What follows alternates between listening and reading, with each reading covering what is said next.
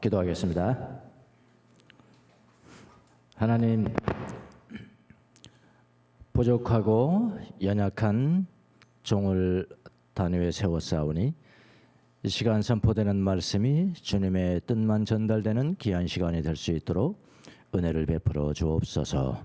감사하고 예수님의 이름으로 기도합나이다. 아멘. 지난주에 무화과나무 이야기를 나눴죠. 예수님이 무화과나무를 즉시 메마르게 함으로써 예수님의 이름을 믿고 의심치 않으면은 무화과나무가 마르게 하는 것뿐만 아니라 그보다 더 큰 일, 다른 일, 더 큰 일이 뭐죠? 이 산을에게 명해서 바다에 빠지라 하면 그대로 될 것이다 라고 말씀을 했습니다. 그래서 무화과나무는 누구를 상징하냐면 유대인들을 상징하는 거예요. 유대인들. 그러니까 무화과나무가 상징하는 유대인들이 하는 일보다 예수님을 믿는 사람들이 가지게 될 더 큰 영적인 능력을 강조한 거라고요. 유대인들은 무화과나무에 부과했지만은 우리는 뭐예요? 우리가 능력 있는 사람들은 산을 옮긴다. 산을 바다에 빠뜨리는 능력이 있다라는 것을 말하면서 간접적으로 뭐래요? 유대인의 시대는 어떻게 해요? 종쳤고, 유대인의 시대는 종쳤고 이제는 그리스도를 믿는 사람들의 시대가 왔다. 이거를 예수님께서 지금 행동으로 보여주었던 것이 지난주에 봤던 무화과나무의 저주였습니다. 그 이후에 이제 예수님이 다시 성전에 들어가셔서 백성들을 가르치고 있었어요. 오늘 본문 이전입니다. 지금 누구 권위로 그렇게 하느냐? 그거는 지금 뺐어요. 지금 설교 안 합니다. 오늘 지금 모두에서 합니다. 성전에 들어가서 예수님이 백성을 가르치고 있었습니다. 그때 누가 다가오냐면은 대제사장들과 장로들이 다가와요. 그러니까 유대인들의 지도자들, 유대교를 대표하는 사람들이 예수님께 다가옵니다. 그리고 예수님이 질문해요. 뭐라고 질문하냐면은 당신은 무슨 고난으로 이런 일을 합니까? 이런 일이 뭐죠? 가르치고 병자 고치고 거기서 성전 안에서 그런 일을 무슨 고난으로 하느냐? 이렇게 질문을 합니다. 누가 당신에게 이런 고난을 주었습니까? 자, 이 질문을 했는데 이 질문은 예수님을 시험하기 위한 질문입니다. 왜 그런다고요? 만약에 예수님이 하나님이 나에게 주셨다. 그럼 이거는 신성모독하고 모독이니까 돌 맞아야 되고, 신성모독죄니까 돌 맞아야 되고, 그 다음에 만약에 예수님이 사람이 주었다라고 하면은 그래도 돌로 네가 뭔데 감히 사람 권위 가지고 여기 와서 설교하고 병자 고치냐? 거기서도 돌 맞고 이렇게 되는 겁니다. 그래서 예수님은 대답을 하는 대신에 역질문을 해요. 역질문. 그들의 문화를 보면 우리 이미 배웠죠. 누가 나한테 질문을 했어요? 유대인 문화는 질문을 했습니다. 그럼 내가 직접 대답해 줄 수도 있고 또 두 번째는 뭐냐면은 역질문을 할 수가 있어요. 저 사람이 나를 시험하기 위해서 질문하겠다라고 생각이 든다면은 내가 역질문을 해요. 역질문을 해서 그분이 옳게 대답을 하면은 나는 대답해야 될 의무가 있어요. 근데 옳게 대답을 하지 않았다? 그럼 나는 대답 안 해도 괜찮아요. 그냥 뭐 대답해 주는 거 상관없지만 안 해도 괜찮아요. 무슨 말 아시겠죠? 자, 요거를 지금 예수님이 많이 사용하셨잖아요. 그동안에. 오늘 이 바로 전에도 이걸 사용하시는 거예요. 역질문을 합니다. 뭐라고 질문을 하셨냐면, 역질문을 하셨냐면은 요한의 세례가 어디서 왔느냐? 요한의 세례가 어디서 왔느냐? 하늘에서냐? 사람에게서냐? 그럼 그들이 대답을 해야 됩니다. 그들이 옳게 대답했으면 내가 대답해야 될 의무가 있어요. 옳게 대답을 못했다면 어떻게 해요? 나도 안 해? 이러면 돼요. 그들이 문하니까 괜찮아요. 그래요. 자, 요한의 세례가 어디서부터 왔느냐? 하늘로부터 왔느냐? 사람에게서 왔냐? 자, 그들이 대답할 차례입니다. 그들이 옳게 대답하면 예수님도 대답해야 합니다. 그러나 그들은 요한의 세례가 하늘로서라고 대답을 하면은 어떻게 될까요? 그럼 너희들은 왜 안 믿냐? 그러겠죠? 그럼 너희들은 왜 안 믿는 건데? 왜 믿고 회개해야지 왜 안 믿는 건데? 이렇게 하는 것이고. 사람들에게서라고 하면은 백성들이라는 거죠. 무슨 말이야 지금 요 세례요한이 지금 지지율이 그 국민들의 백성들의 지지율이 99%인데 1%만 지금 너희들이지. 그러면서 돌로 자기들이 맞을 거예요 백성들한테. 그러니까 어떻게 했어요? 모르겠다 그랬어요. 모르겠다. 예수님께 모르겠다고 대답했습니다. 자 그러면 예수님이 어떻게 해요? 대답 안 해도 되는 거예요. 나도 모르겠다 해버려도 상관이 없습니다. 예수님은 이제는 합법적으로 무슨 고난으로 이런 일을 하였는지를 너희에게 말하지 않겠다고 말합니다. 나도 말 않겠다. 그러면 종료예요. 이제 종료입니다. 논쟁이 종료된 겁니다. 자 이제부터 공은 누구에게 온 겁니까? 예수님 앞에 온 겁니다. 예수님 앞에 공이 왔습니다. 이제 예수는 아무거나 말해도 돼요. 이제는 아무거나도 말해도 됩니다. 아무거나. 이제 예수님은 대제사장들과 장로들 앞에서 아주 자유롭게 비유, 그러니까 이야기까지 하면서 무려 세 편의 영화를 보여줍니다. 그들에게 세 편의 영화를 보여줘요. 자, 첫 번째는 뭘까요? 두 아들의 비유예요. 두 아들의 비유를 보여주고요. 그 다음에 두 번째 비유는 뭐냐면은 멀리 왕위를 두 번째가 뭐죠? 우리 다음 주에 할 건데요. 두 번째 하고 그 다음에 세 번째는 22장으로 넘어가요. 세 번째 비유를 영화처럼 이렇게 보여주면서 유대인들이 어떤 상태인지를 보여주고 이방인들이 먼저 천국에 가 있을 것이라는 걸 지금 가르쳐 주고 있습니다. 자, 우리는 이미 예측할 수 있어요. 지금 우리가 쭉 성경을 봐왔기 때문에 뭘 예측할 수 있냐면은 21장에 나온 두 가지 비유는 하나님의 선민이라고 말하면서 그들이 진정으로 믿음의 열매를 맺지 못했던 유대인들의 행실을 지적할 거예요.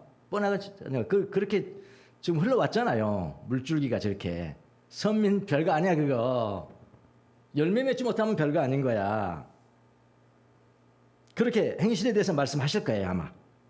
그들이 진정으로 하나님을 믿었더라면은 누구를 알아봤어야 돼요? 예수 그리스도 알았어야 된다. 아까 우리 그 다이어그램에서 나왔죠. 하나님만 보고 그 뒤에 숨겨진 3person을 간과했다면은 그거는 그리스도인 아니야. 내 하나님의 진정한 자녀 아닌 거야. 그걸 지금 말씀하시려고 그러는 거예요. 그럼 몰라봤죠. 예수 그리스도를 몰라봤잖아요. 하나님을 몰라봤잖아요. 세컨드 퍼슨이신 하나님을 몰라봤죠. 하나님을. 뭐 유일하신 하나님을 안다고 그러는데 유일하신 하나님이 어떻게 계시는 건데 아버지, 아들, 성령으로 계시는 거야. 아들을 몰라보면 너는 하나님 모르는 거죠. 그렇지 않습니까? 유대인들에 대해서 이것을 말씀을 하셨습니다. 만약 진정으로 하나님을 믿었더라면 예수 그리스도를 알아보고 믿었어야 된다. 그런 이야기죠. 자, 오늘 살펴보게 될 두 아들의 비유도 유대인들의 이런 행태에 대해서 지적을 하시는 겁니다. 오늘 두 아들의 비유를 통해서 하나님을 믿는다고 하면서 하나님이 보내신 예수님을 배척하는 유대인들에게는 채찍을 드는 거죠. 이 비유 하나, 이 영화 하나가, 이 단막극 하나가 유대인들에게는 채찍을 드는 것이고 동시에 하나님을 믿지 않았던 이방인들은 회개하고 예수님을 받아들였으니까 그들에게는 위로의 말씀이 될 거예요. 자, 오늘 본문도 이미지를 사용해서 묵상하기가 참 좋은 본문입니다. 이냐시오식 묵상을 하기가 굉장히 좋은, 맏아들의 편에 서보기도 하고 자기가 맏아들이 돼보기도 하고 둘째 아들의 편에 서보기도 하고 아버지의 표정을 응시하고 묵상하기 좋은 그런 성경입니다. 예수님의 비유는 너무 평범해요. 이렇게 너무 평범하고 아주 쉽고요. 그 다음에 일상에서 일어날 만한 그런 비유입니다. 비유라는 것은 무슨 교훈을 주는지만 알면 돼요. 이 비유를 통해서 무슨 교훈을 주님께서 말씀하시려고 하는 거죠. 그것만 알면 되고요. 너무 세세한까지 들어갈 필요가 없어요.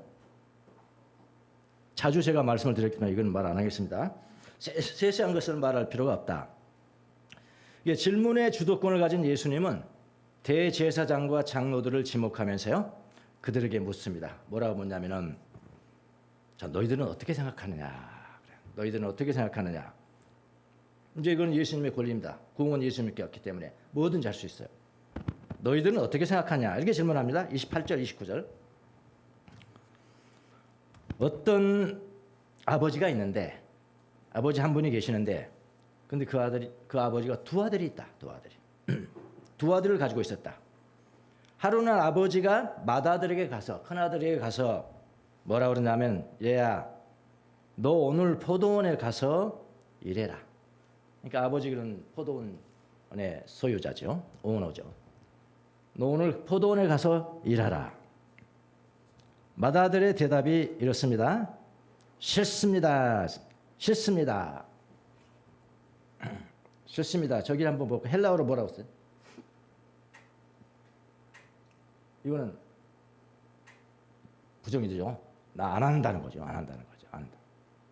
델로. 나는 원하지 않습니다. 이러는 거죠. 이거 델로는 원한다는 것이니까. 나는 아주 강한 표현. 나는 원하지 않습니다. 강한 어조입니다. 그런데 시간이 조금 흐르고 난 다음에 뭐 어떻게 했냐면은 그 뒤에 뉘우치고 일하러 갔다. 이래서 여기에 누구의? 맏아들의 행동입니다. 맏아들의 행동. 자, 30절을 보겠습니다. 그 아버지가 이번에는 둘째 아들한테 갔습니다. 둘째 아들한테 가서 같은 말을 했습니다. 근데 작은 아들이 뭐라고 그러냐면은 예, 가겠습니다. 이제 오늘 안 보겠습니다. 예, 가겠습니다. 에고는 뭐죠? 에고? 나는 그걸로 끝났어요. 에고. 그러니까 그 당시에 이제 사람들이 볼 때는 나는 당근이죠. 이게 답한 거죠. 예. 나는 갔다는 거 생각하고 나만 했잖아. 나만. 나요? 나예요? 내가 나예요? 내가 나예요? 나는 당근가죠. 당근갑니다. 주님 아버지. 아버지를 그렇게 이제 주님으로 부르는 거죠. 나는 강조합니다. 나는 당연히 가죠. 얼마나 자기 중심적인 사람인지 알겠죠. 그리고는 나가서 세월을 흘러도 포도원에 가지 않았습니다. 이게 둘째 아들의 행동이에요. 둘째 아들의 행동. 자, 한번 살펴보겠습니다. 둘의 차이가 뭘까요? 차이는 딱 한 가지입니다. 맏아들에게는 후회함이 있어, 후회. 그리고 양심의 가책이 있었습니다. 둘째는 이게 없는 거예요, 이게. 이 차이입니다. 지금 주님이 지금 이걸 말씀하시려고, 예수님 이걸 말씀하시려고 하는 겁니다. 후회함이 없어요. 그냥 자기가 가겠다고 했다가 얘 납니다. 하나님 뭐라는 나 에고 나예요. 난 당연히 가죠. 이렇게 했다가 세월이 흘렀는데 그냥 안 갑니다. 그냥 안 갔어요. 잊어먹고 안 갔는지 그건 모르겠어요. 잊어먹고 안 갔는지 원래부터 안 갈 마음이었는지는 모르겠습니다만은 하여튼 분명한 것은 그에게 뭐가 없어요? 회개가 없단 말이에요. 회개가 없다는 회개. 뉘우침이 없단 말이에요. 자, 맏아들에게 사용된 뉘우쳤다라는 단어가요. 단어가 아주 좀 여러분이 아시는 단어하고는 좀 다른데요. 요 단어입니다. 요 단어. 메타멜로마이. 성경에는 여기다 제가 써놨습니다만은 회개, 여러분이 알고 있는 회개하다라는 단어는 메타노이아 혹은 메타네오, 모타노예요. 동사, 명사. 이거죠. 이것이 훨씬 더 많이 쓰여 있어요. 훨씬 더 많이. 이거는 한 5번 정도 쓰여 있다고 합니다. 성경에 제가 찾아본 건 아니고요. 찾아본 사람들의 글을 제가 인용을 했습니다. 예. 성경은 회개하다, 메타노이아 혹은 메타노에오라는 단어가 58번이나 사용이 되고요. 오늘 사용되는 메타멜로마이는 오늘 본문을 비롯해서 5번 정도가 사용이 되고 있습니다. 그럼 어떤 뜻이냐? 학자들에 따라서는 두 단어의 뜻이 다르다고 말하는 분도 계시고요. 다르다고 말하는 분도 계시고 또 다른 학자들은 거의 유사해. 같이 혼용해서 쓸 수 있는 그런 단어라고 말하는 분도 계세요. 그러니까 메타노에오는 의지적인 돌아섬, 의지를 팍 돌아선다, 회개한다 그런 뜻이죠. 그게 이제 그걸 좀 강조하는 단어이고 오늘 사용된 메타노멜로 메타멜로마인은 감성적 후회에 더 강점이 있는 거예요. 감성적으로 후회했다, 뉘우쳤다, 거기에 있던 거예요. 근데 여러분 이게 무슨 뜻일까 너무 심각하게 생각할 필요는 없고요. 뭐 거의 같은 뜻이라고 보면 됩니다.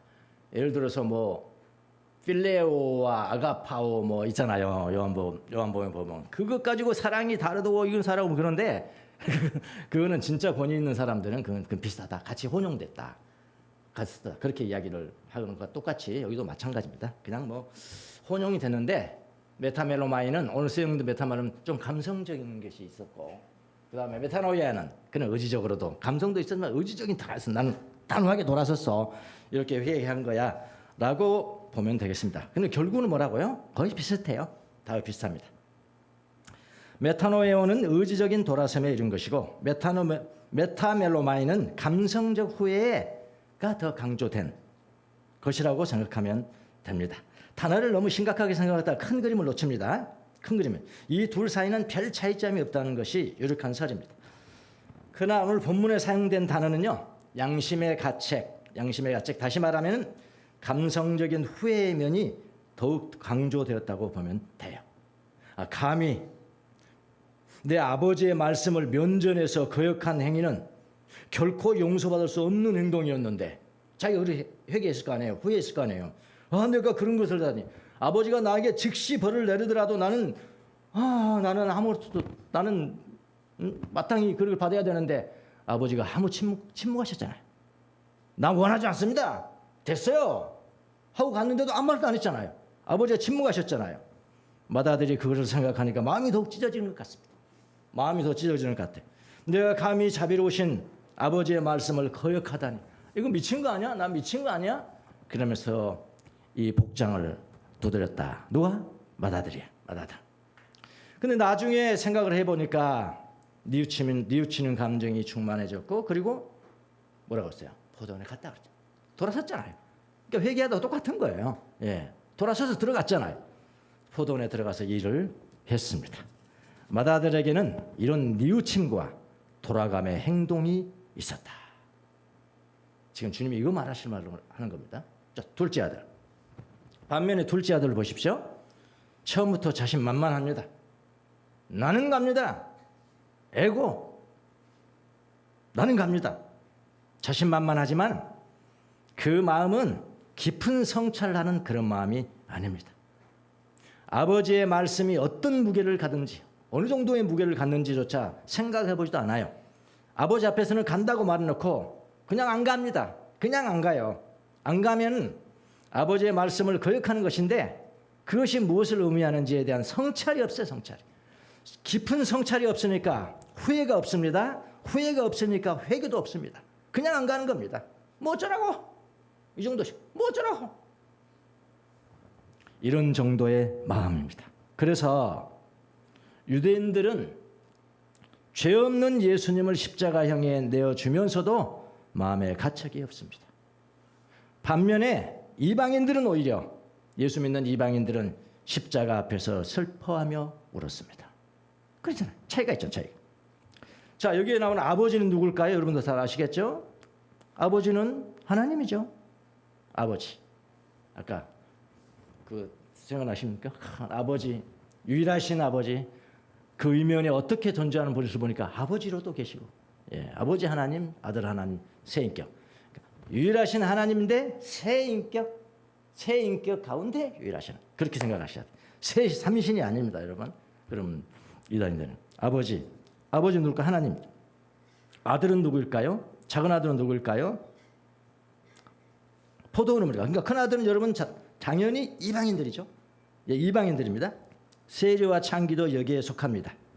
작은 아들은 무엇입니까? 유대인들입니다. 유대인들. 포도원에서 일하는 것은 무엇입니까? 하나님의 아들들이 하나님의 일을 하면서 열매를 맺는 것이에요. 근데 이렇게 영화를 보여주셨거든요. 예수님이 보여주셨는데 유대인들은요. 처음에 이 영화의 뜻을 잘 몰랐습니다. 이 비유를 몰랐어요. 31절을 보십시오. 예수님이 그들에게 그 둘 가운데 누가 아버지의 뜻대로 하였느냐 이렇게 물어봤어요. 유대인들한테. 모르니까 그들이 받아들입니다.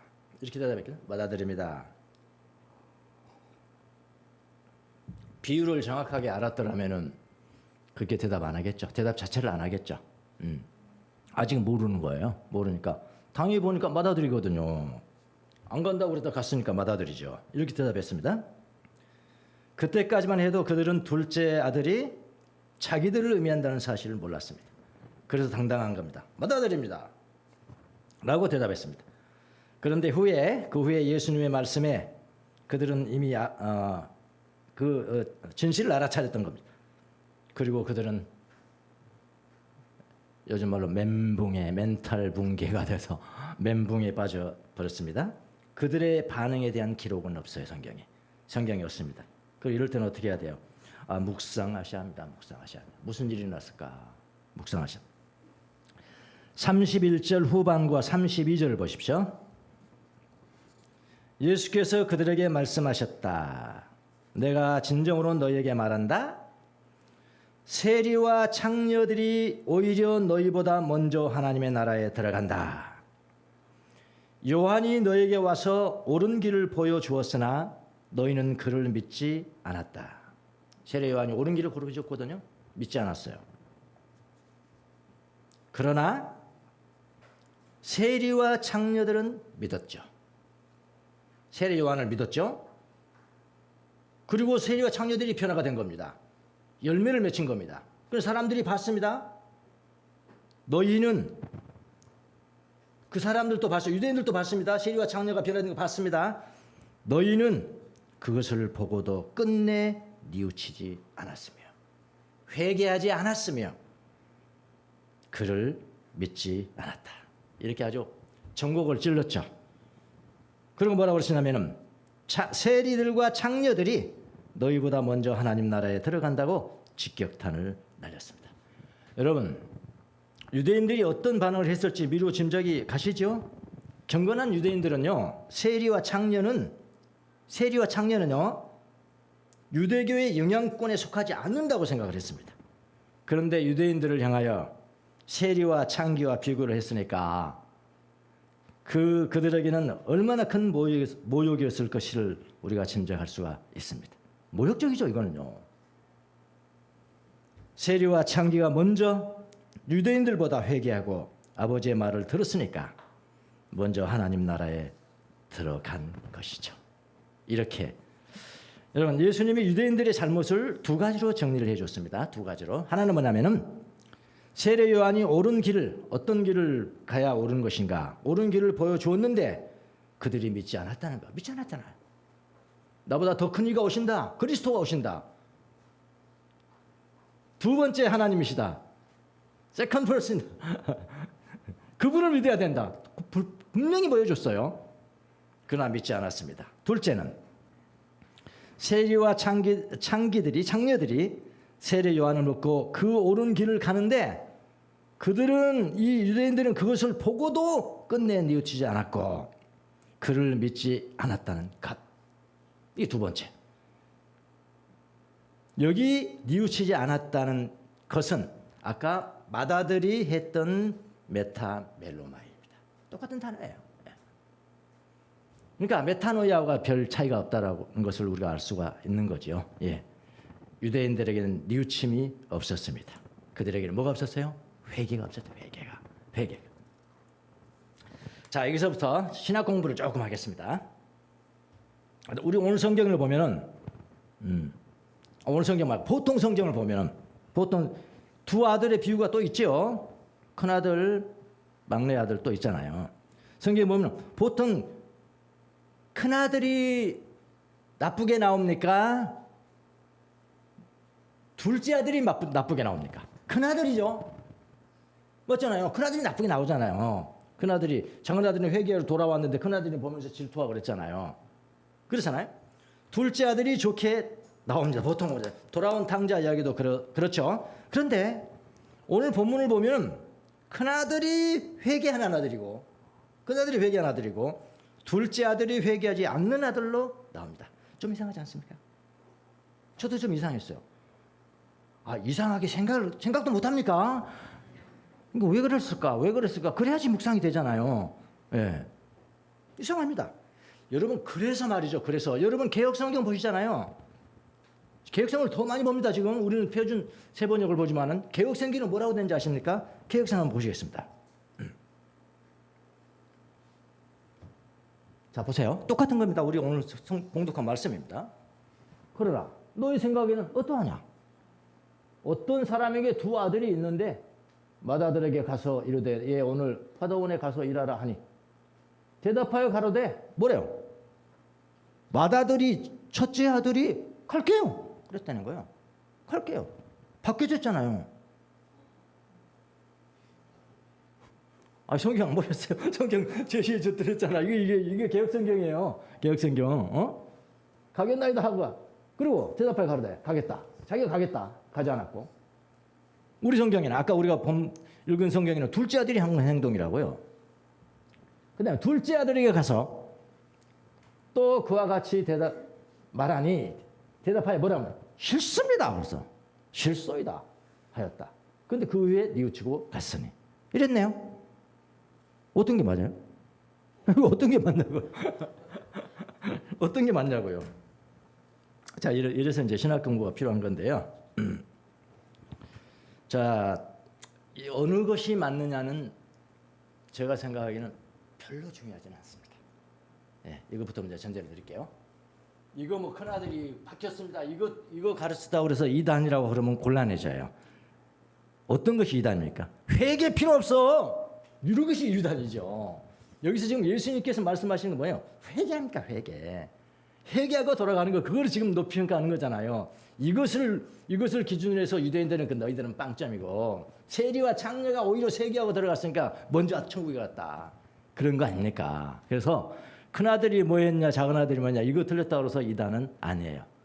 그럼에도 불구하고 왜 거기는 그렇게 되고 여기는 이렇게 됐냐 이런 이야기예요. 제 이야기는요.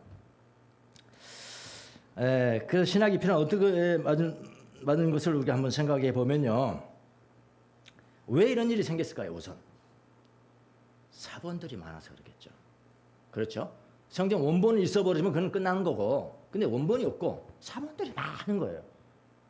근데 모든 대부분의 사본에서는 우리가 읽는 표준 세번역 같이 되어 있고 큰아들이 오케이 작은아들이 나쁜 사람 되어 있고 근데 유일하게 바티칸 사본이라는 게 있습니다. 또 바티칸 하면서 굉장히 유명한 사본인데 바티칸 사본은 바꾸게 되어 있는 거예요.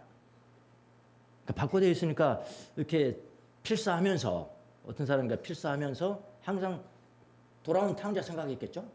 네. 짐작이었는데 짐작이었네 진짜. 돌아온 탕자 생각하면서 작은 아들이 좋은 놈. 작은 아들을 그렇게 쓰지 않았겠는가 하는 생각이 들고요. 그러면 당신 나의 그 비평은 뭐냐? 제 비평은요. 이런 걸 이제 성경 어떤 게 더 옳은 것이냐, 원문에 더 가까운 것이냐 하는 걸 성경 비평이라고 그래요. 비블리컬 크리티시즘. 그것을 배웁니다 신학교에서. 저는요 제 견해는 다수의 사본이 옳다라고 생각을 합니다. 맏아들과 둘째 아들의 비유는 회개를 모르는 유대인과 회개하는 이방인을 비교하고 있잖아요. 비교하면서 회개하면서 하나님의 열매를 맺으라는 그런 교훈이잖아요. 회개하면서 열매를 맺으라 그런 교훈입니다. 그러니까 큰아들은 보면요. 큰아들은 세상에 먼저 나온 사람들이죠. 그러니까 큰아들이잖아요. 먼저 나왔잖아요. 둘째 아들은 나중에 나온 사람들이죠. 그럼 여러분이 질문할게요. 이방인이 먼저입니까? 유대인이 먼저입니까? 이거는 신학이 안 나온 겁니다. 내 신학입니다. 예. 이방인이 이 세상에 먼저 나왔습니까? 유대인이 먼저 나왔습니까? 무슨 이야기 하는 거예요? 유대인은 여러분 아브라함부터 지금 그 시브리 유대인이 택함 받은 민족으로 살아가는 거 아닙니까? 그 이방인이 먼저예요 사실은요. 무슨 말 하시겠죠? 예. 하나님이 저에게 주신 지혜예요 이것도. 예. 이방인이 먼저 큰아들 아니겠냐? 유대인들은 아브라함 때부터입니다. 이방인이 먼저입니다. 자 그런데 중요한 것은 이거 틀렸다고 이단은 아니니까 너무 심각하게 생각하지 마시라. 개역 성경대로 이해한다고 해서 누가 뭐라 그러지 않습니다. 더욱 중요한 것은 회개를 잊어버린 유대인들도 버림받는데 회개를 잊어버린 이방인이야 어떠하겠습니까? 그렇잖아요? 예수님을 믿는다면서 회개를 잊어버린 사람도 유대인과 유사하지 않겠습니까, 여러분? 자, 여러분, 제가 여러분과 함께 하면서 20년을 설교를 했습니다. 이제 저도 맞춰갑니다. 설교도. 설교하는 것을 마치면 제일 좋을 게 하나가 있을 것 같아요. 요즘 계속 생각합니다. 너무 재밌어, 그 생각만 하면. 그게 뭔지 아세요? 아니, 여행은 그건 저기 밑에고. 여행은 저기 밑에고. 거룩한 척 안 해도 되겠다. 거룩한 척 안 해도 되겠다. 네, 거룩한 척을 너무 많이 했어요. 내가 목사라는 것 때문에. 네. 자기 경험도 안 하면서 마치 경험처럼 말이 그렇게 해도 괜찮잖아요. 네, 그런 거 안 해도 되겠다. 그게 제일 점잖아.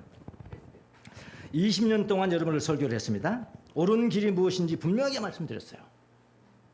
제가 체험을 하지 못했더라도 저는 하나님의 말씀입니다. 하나님의 말씀입니다 하고 여러분에게 전했습니다. 세상이 말하는 의의 길과 다릅니다. 우리가 가는 길은 그리스도의 길이 의의 길이라고 말씀을 드렸어요. 그 반대로 이야기한 거 하나라도 가져와 보세요. 저한테 동영상 가져와 보세요. 유튜브 있으면 다 그렇게 이야기를 했어요. 저는 옳은 길이 무엇인지 오랫동안 여러분에게 말씀을 드렸어요. 그럼에도 불구하고 여러분이 믿지 않았거나 둘째로 저와 많은 성도들이 예수님을 믿고 그 옳은 길을 가는데 이 중에 어떤 분은 여러분들이 그것을 보고도 끝내 뉘우치지 않았을 뿐만 아니라 믿지 않았다면 그 책임은 여러분이 지셔야 합니다. 이거 협박이 아닙니다. 성경에 나온 말씀을 그대로 전하는 것입니다. 우리 그리스도인들이 일상에서 회개 기도를 잘하지 않습니다. 회개의 눈물은 하나님께 가장 가까이 가는 길임에도 불구하고 회개를 잊어버리고 삽니다. 그래서 성모일도 제가 하면서 반드시 그걸 들었어요. 저녁 기도에 나오지 않습니까? 회개 기도. 저녁 기도. 저녁 일상의 기도에서 회개 기도를 넣었습니다. 날마다 하셔야 합니다. 날마다 회개를 하셔야 돼요. 뉘우치셔야 돼요.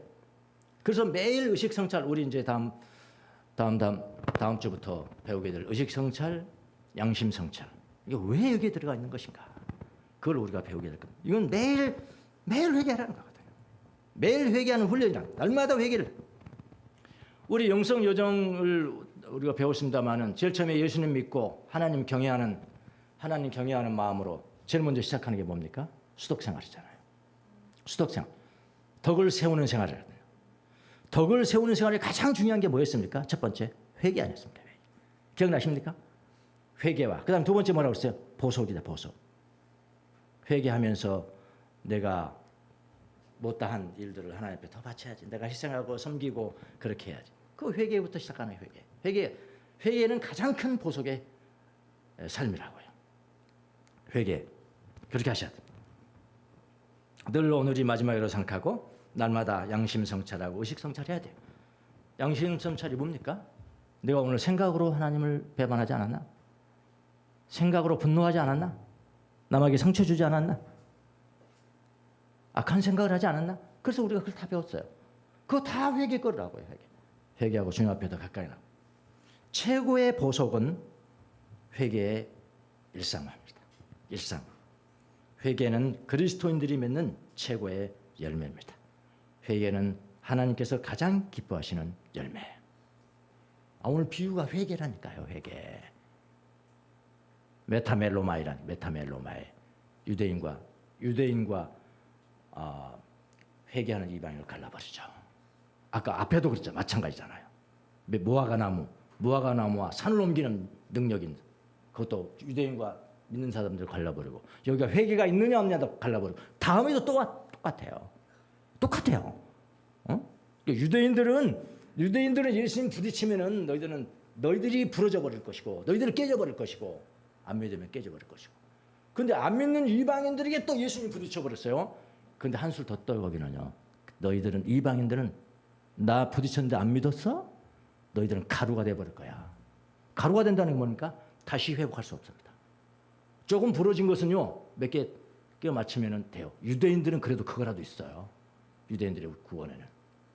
이방인들은 다 그거예요. 그걸로 가다 버려. 네.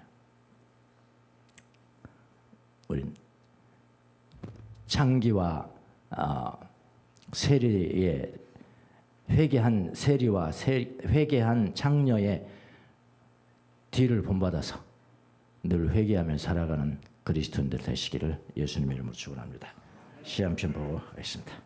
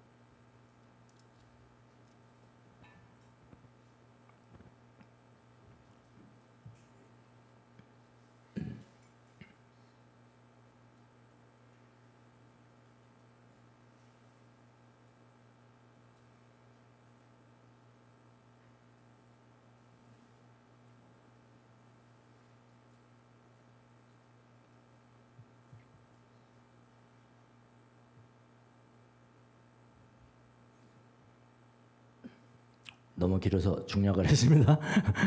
더 보고 싶은 분은 좋으시니까요.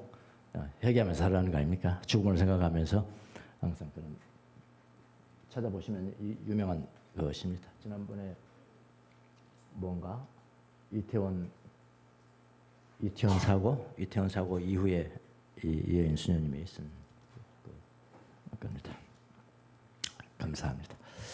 아침에 목이 그냥 목감기에 걸려서 적었는데 말씀 못 전할 것 같은데 이런 데가 많아요. 뭐 이거는 그래도 우리 교회니까 완전히 넉다운 되면은 오늘 설교 못 하겠는데요. 그렇게 해버릴 텐데 다른 데 집회 갔다고 가서 그렇다 한번 생각해 보십시오. 나 그런 게 많이 있었어. 그때마다 막 마지막 하나님 마지막인데 한 번만 봐주세요. 그리고 또 말씀 전에 다 끝나더라고요. 다 돼요. 또 마찬가지. 막 완전히 저거 하는데 30분만 좀 하나님 좀 이게 말씀하게 해주세요. 했는데 이렇게 되잖아요. 이렇게 가는 겁니다. 뭐 시련 온다고 뭐 물어 넘어지고 누워버릴 거 뭐 있어요. 그냥 이렇게 하면서 하는 겁니다. 하나님 감사하죠. 예, 감사합니다. 기도하겠습니다. 만지지 말아요.